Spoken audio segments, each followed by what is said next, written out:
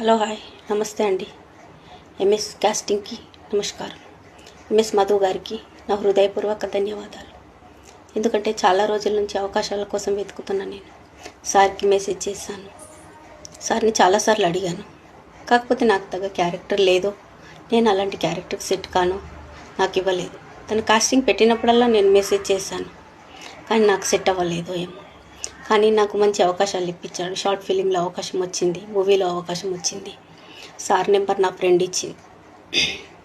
నా ఫ్రెండ్కి కూడా తను మంచి మంచి అవకాశాలు ఇప్పించాడంట.